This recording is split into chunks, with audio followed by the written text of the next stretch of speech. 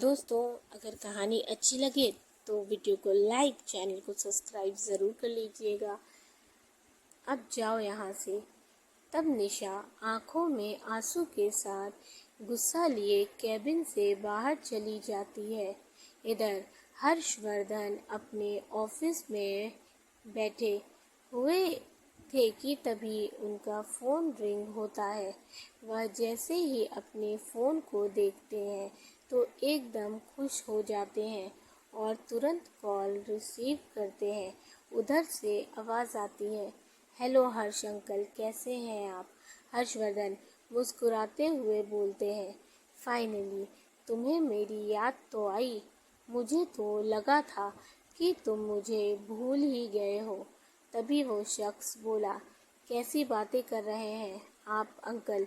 मैं अपने हर्ष अंकल को कैसे भूल सकता हूँ? हर्षवर्धन, तब तुम हमसे मिलने इंडिया क्यों नहीं आ रहे हो? बोलो। वह शख्स थोड़ी देर खामोश रहता है, फिर बोलता है, आप तो सब जानते हैं ना अंकल कि मैं वहाँ क्यों नहीं आ रहा हूँ।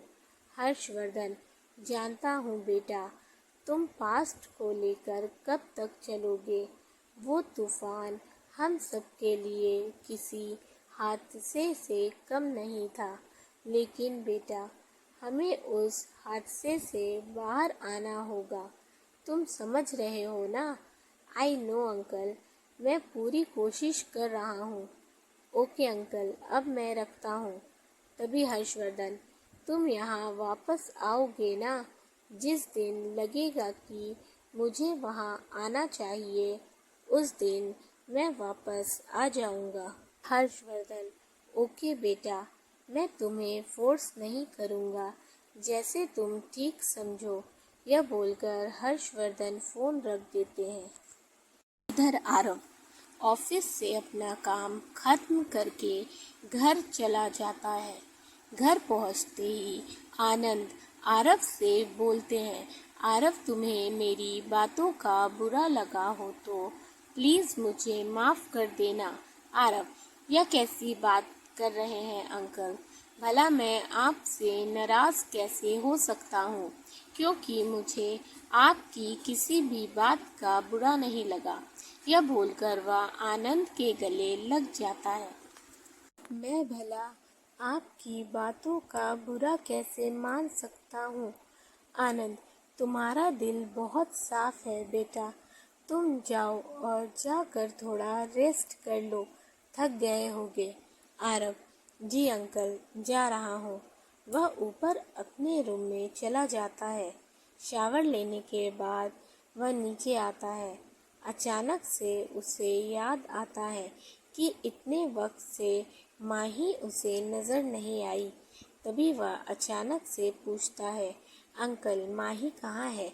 जब से मैं यहाँ आया हूँ वह मुझे कहीं नज़र नहीं आई।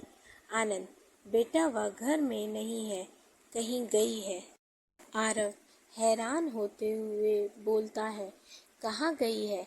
आनंद, मुझे नहीं पता बेटा।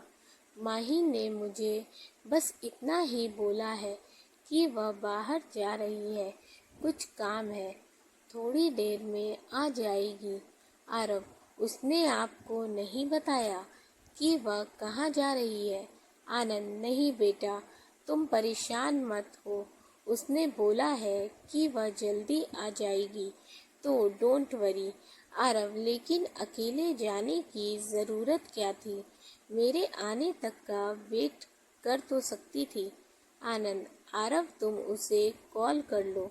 तब आरव तुरंत अपना फ़ोन निकालता है और माही को कॉल करता है, लेकिन मालिनी का फ़ोन बिज़ी आ रहा था। आरव झुंझलाते हुए बोलता है, यह लड़की बीना पता नहीं किससे बात कर रही है, उसका फ़ोन बिज़ी आ रहा है। आनंद, हो सकता है वह अपने मॉम डैड से बात कर रही होगी। तुम चिंता मत करो, तुम अपने रूम में जाओ, मैं संदीप से कहकर तुम्हारे लिए कॉफ़ी भिजवाता हूँ। तब आरव अपने रूम में आ जाता है, लेकिन उसका मन माही को देखने के लिए परेशान था। उसे माही की इतनी आदत हो गई थी कि माही के बगैर वह कमरा उसे अच्छा नहीं लग रहा था। आरव फिर से उसे कॉल लगाता है, लेकिन इस बार नेटवर्क प्रॉब्लम की वजह से कॉल नहीं लगता। वह कई दफ़ा कॉल लगाता है, पर कोई फ़ायदा नहीं होता। तो आरव गुस्से से बोलता है, यह लड़की भी ना, ऐसे कौन जाता है? बता कर तो जा सकती थी। एक बार मुझे कॉल ही कर लेती तो क्या मैं नहीं आता? ऐसा कौन सा काम था जो इतना ज़रूरी था? उसने मुझे भी बताना ज़रूरी नहीं समझा। कॉल भी तो कर सकती थी, पर नहीं, मैडम अकेले ही निकल गई। आरव अपने कबर्ड से कुछ निकालने लगता है।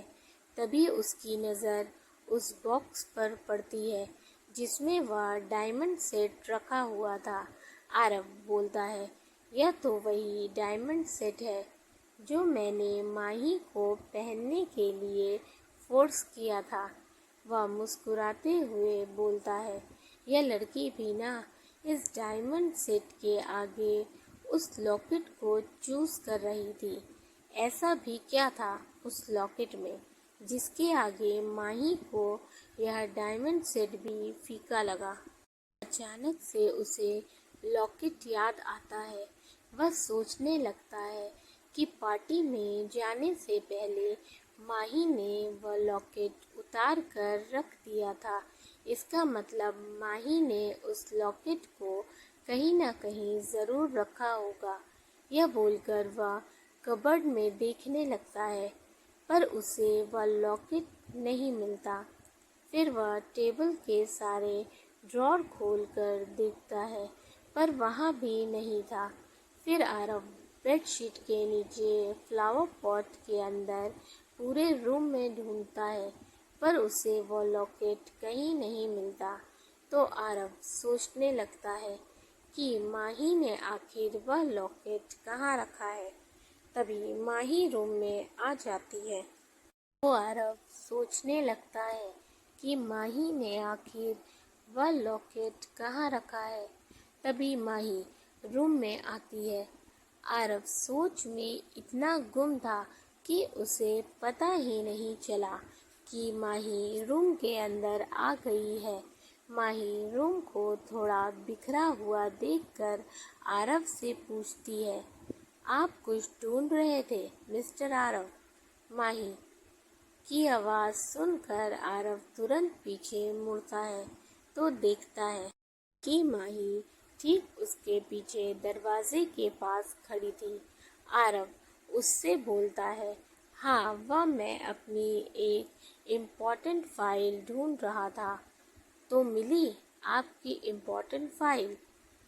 नहीं, एक्चुअली मैं उसे घर लाया ही नहीं था। मुझे मिसअंडरस्टैंडिंग हो गई थी। वह फाइल ऑफिस में ही है। वैसे तुम कहाँ गई थी? माही, मेरे लॉकेट की कड़ी टूट गई थी, तो बस उसी को बनवाने के लिए गई थी। आरव, जो कब से उस लॉकेट को पूरे कमरे में ढूंढ रहा था, वो तो यहाँ पर था ही नहीं। वह लॉकेट तो माही अपने साथ ले गई थी। यह सुनकर आरव को बहुत गुस्सा आता है। वो माही को डांटते हुए बोलता है, सिर्फ इतने से काम के लिए तुम अकेली चली गई, और तो और तुमने अंकल को भी नहीं बताया कि तुम कहाँ जा रही हो। कम से कम मुझे ही फ़ोन करके बता देती या मेरा वेट कर लेती। मैं जब आ जाता तो तुम्हें लेकर चलता। माही, सॉरी मिस्टर आरव। तो आरव, ठीक है, इस बार माफ़ कर रहा हूँ, पर अगली बार ऐसा नहीं होना चाहिए, क्योंकि तुम यहाँ मेरी जिम्मेदारी हो। माही, जानती हूँ मिस्टर आरव, आप परेशान मत होइए। बस एक बार हमारा डिवोर्स हो जाए, फिर मैं आपकी लाइफ से हमेशा के लिए चली जाऊंगी। यह बोलकर माही कबर्ड से कपड़े निकालती है और शावर लेने चली जाती है। आरव को माही का यह कहना कि वह हमेशा हमेशा के लिए उसकी लाइफ से चली जाएगी बहुत चुभता है, जबकि वह यह अच्छे से जानता था कि डिवोर्स के बाद माही को यहाँ से जाना होगा। लेकिन माही के मुंह से यह बात सुनकर आरव को ज़्यादा तकलीफ होती है। तभी संदीप आकर बोलता है, सर डिनर रेडी है। आरव ओके आता हूँ, यह बोलकर वह बाथरूम के डोर को नॉक करते हुए बोलता है, माही शावर लेने के बाद डिनर के लिए नीचे आ जाना। यह बोलकर आरव नीचे आ जाता है। कुछ देर बाद माही भी नीचे आ जाती है। कुछ देर बाद माही भी शावर लेकर नीचे आ जाती है। फिर सब साथ में डिनर करते हैं। डिनर के बाद सब अपने रूम में चले जाते हैं। आरव जब देखता है कि माही रूम में नहीं आई, तब वह रूम से बाहर आता है और उसे यहाँ वहाँ ढूंढने लगता है। तभी उसकी नज़र माही पर पड़ती है, जो स्विमिंग पूल के पास खड़ी थी, किसी सोच में गुम थी। तभी आरव बोलता है, ये इतनी रात में यहाँ क्या कर रही है? फिर वह नीचे जाता है। वह उसके पास जैसे ही पहुँचता है, तभी उसे एक शरारत सूझती है। आरव माही को पीछे से डराता है, जिससे माही डर जाती है और डिसबैलेंस होकर सीधे स्विमिंग पूल में जा गिरती है। यह देखकर तो आरव की हंसी ही छूट जाती है। वह ज़ोर ज़ोर से हंसने लगता है। माही गुस्से से बोलती है, ये क्या हरकत है मिस्टर आरव? ऐसे कोई डराता है क्या? मेरी तो जान ही निकल गई थी। आरव हंसते हुए बोलता है, सॉरी, पर तुम भी तो इतनी रात में स्विमिंग पूल के पास क्या कर रही थी? और वैसे भी मैंने तो तुम्हें सिर्फ डराया था, पर पानी में गिरी तो तुम अपनी वजह से ही हो। ये बोलकर आरव को फिर से हंसी आ जाती है। माही धीरे से बोलती है, मुझे पूल में गिराकर बहुत हंसी आ रही है ना आपको? मिस्टर आरव अभी बताती हूँ। तब माही बोलती है, मिस्टर आरव आपने हंस लिया हो तो प्लीज़ मुझे पानी से बाहर निकालिए। आरव हंसते हुए बोलता है, हाँ क्यों नहीं, अभी निकालता हूँ। यह बोलकर आरव जैसे ही माही को स्विमिंग पूल से निकालने के लिए अपना हाथ आगे बढ़ाता है, माही उसी वक्त आरव का हाथ पकड़कर उसे भी स्विमिंग पूल में खींच लेती है। आरव पानी में गिरते ही माही ज़ोर ज़ोर से हंसने लगती है। आरव चिढ़ते हुए बोलता है, ये क्या किया तुमने माही? मैं तो तुम्हारी हेल्प करने आया था और तुमने उल्टा मुझे ही अपने साथ पानी में खींच लिया। माही अभी थोड़ी देर पहले तो बहुत हंसी आ रही थी ना आपको? अब क्या हुआ? सॉरी मिस्टर आरव, पर जैसे आपने मुझे पानी में गिराया वैसे ही मैंने आपको गिरा दिया। आपने मुझे गीला कर दिया। अब आप भी पूरे गीले हो चुके हैं। यह बोलकर वो हंसने लगती है। आरव बस बस, ज़्यादा हंसने की ज़रूरत नहीं है। मैंने तो तुम्हें सिर्फ डराया था।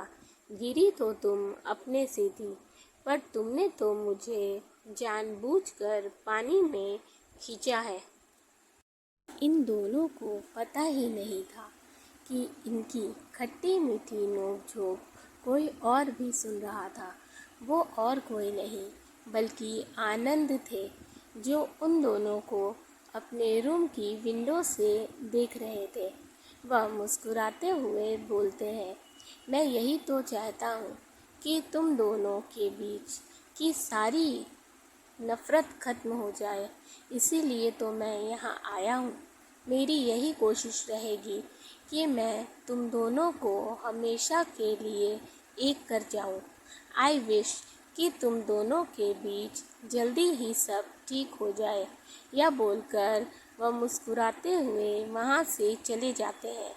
वहीं माही और आरव की नोक-झोंक थोड़ी देर तक यूं ही चलती रहती है। फिर आरव पानी से बाहर आता है, पर माही बाहर नहीं आती। अभी आरव, क्या हुआ? तुम पानी से बाहर क्यों नहीं आ रही? माही को बहुत अनकंफर्टेबल लग रहा था बाहर आने में, क्योंकि भीगने की वजह से उसके कपड़े उसके बदन से चिपक गए थे। इसीलिए उसे आरव के सामने आने में बहुत अनकंफर्टेबल लग रहा था। वह आरव से बोलती है, मिस्टर आरव, आप जाइए, मैं आ जाऊंगी। आरव, ये क्या बोल रही हो तुम? पानी से जल्दी बाहर आओ, वरना सर्दी लग जाएगी।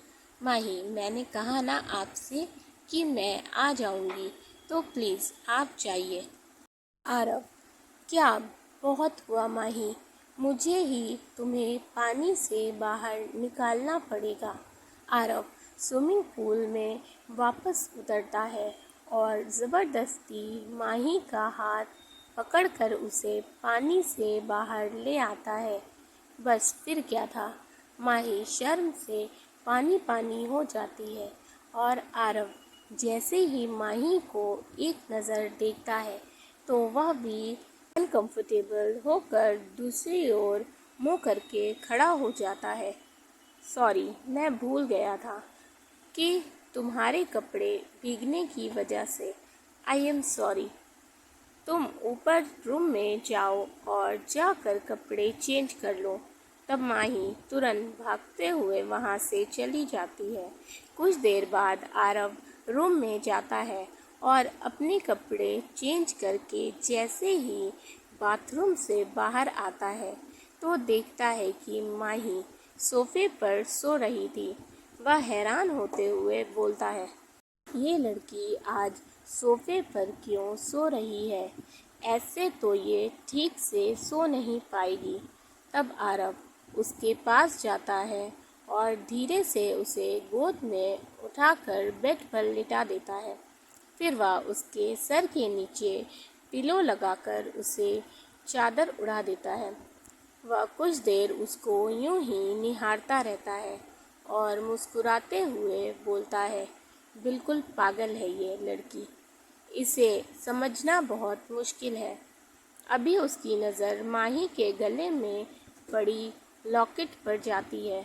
उसका मन करता है कि वह एक बार इस लॉकेट को खोल कर देखे, इसीलिए वह धीरे धीरे उसके करीब जाता है और फिर जैसे ही वह उस लॉकेट को छूता है कि तभी माही की नींद में ही करवट बदलती है। तो आरव तुरंत पीछे हट जाता है और मन में सोचता है, ओह थैंक गॉड कि इसकी नींद नहीं खुली, लेकिन आज तो मैं इस लॉकेट की हकीकत जान कर ही रहूँगा कि आखिर इस लॉकेट में ऐसा क्या है। यह बोलकर आरव फिर से माही के करीब जाता है और धीरे से उसके लॉकेट को हाथ में लेते हुए खोलता है। हालांकि वो लॉकेट अभी भी माही के गले में ही था। खोलते ही उस लॉकेट के अंदर लगी हुई फ़ोटो को देखता है। उसमें 2 फ़ोटो लगी हुई थी, दोनों किसी के बचपन की थी, एक लड़की और एक लड़के की। लड़की को तो वह पहचान नहीं पाता, पर उस लड़के को देखकर तो आरव शॉक्ड हो जाता है। उस लड़के को देखकर आरव के मुंह से तुरंत निकलता है, अर्जुन। दोस्तों, अगर आपको कहानी अच्छी लग रही हो तो वीडियो को लाइक कर दें, चैनल को सब्सक्राइब करना बिल्कुल ना भूलें। साथ ही अपने फैमिली एंड फ्रेंड्स के साथ भी शेयर करें। अपने फीडबैक हमें ज़रूर दें। Thank you for watching. Love you all.